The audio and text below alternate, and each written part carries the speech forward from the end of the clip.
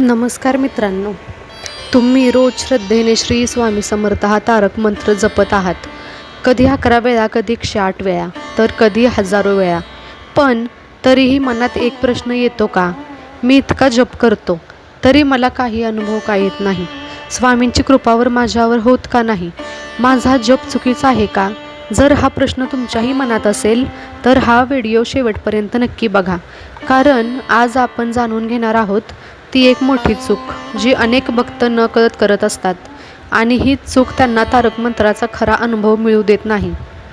पहिले तर आपण हे समजून घेऊया की तारक मंत्र म्हणजे काय. मित्रांनो, तारक मंत्र हा फक्त काही शब्दांचा उच्चार नाही. श्री स्वामी समर्थ हे 3 शब्द म्हणजे स्वामींचे साक्षात अस्तित्व मानले जाते. अनेक भक्तांनी या मंत्राच्या जपाने संकटातून मार्ग मिळाल्याचे सांगितले आहे. काहींना मानसिक शांती मिळाली, काहींचे अडथळे दूर झाले, तर काहींना जीवनात सकारात्मक बदल दिसू लागले.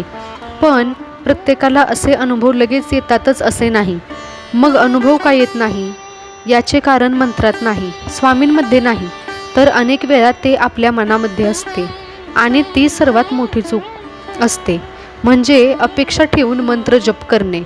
होय मित्रांनो, अनेक जण मंत्र जपत असताना पण त्यांच्या मनात सतत चालू असते, आज काही अनुभव येतो का? डोळे बंद केल्यावर काही प्रकाश दिसतो का?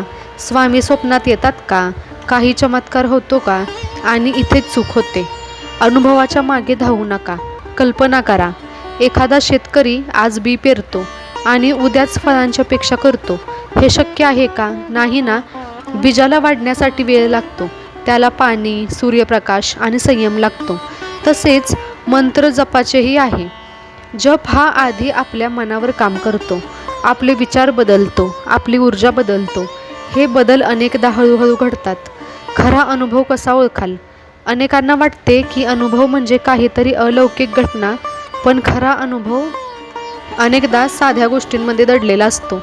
जसे की मन पूर्वीपेक्षा शांत होणे, नकारात्मक विचार कमी होणे, संकटातही धैर्य मिळवणे, स्वामींवर विश्वास ठेवणे, जीवनात सकारात्मकता वाढणे. हे सर्व ही स्वामींच्या कृपेनेच अनुभव आहेत. स्वामी काय पाहतात? स्वामी समर्थांना तुमच्या जपाची संख्या महत्त्वाची नाही. तुम्ही 108 वेळा जप करता की 1008 वेळा, यापेक्षा महत्त्वाचे आहे तुमचे मन. जर जप करताना मन दुसरीकडे असेल तर 1000 वेळा जप करूनही फारसा लाभ होत नाही.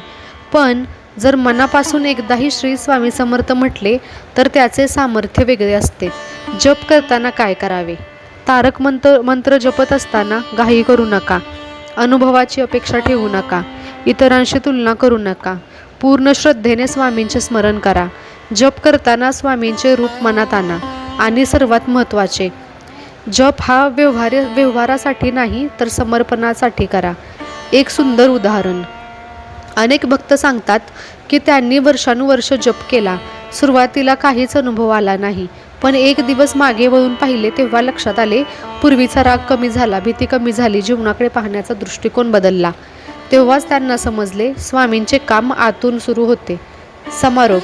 म्हणून मित्रांनो, जर तुम्ही तारक मंत्र जपत असाल आणि अजून काही विशेष अनुभव आला नसेल तर निराश होऊ नका.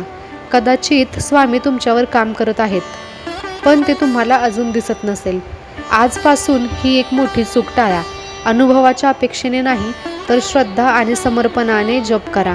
विश्वास ठेवा, योग्य वेळ आल्यावर स्वामी तुम्हाला त्यांच्या कृपेची जाणीव नक्की करून देतील. शेवटी सर्वांनी मनापासून म्हणा, श्री स्वामी समर्थ. जर हा व्हिडिओ आवडला असेल तर लाईक करा, शेअर करा आणि चॅनलला सबस्क्राईब करायला विसरू नका. जय जय रघुवीर समर्थ श्री स्वामी समर्थ महाराज की जय. ओम नमः शिवाय.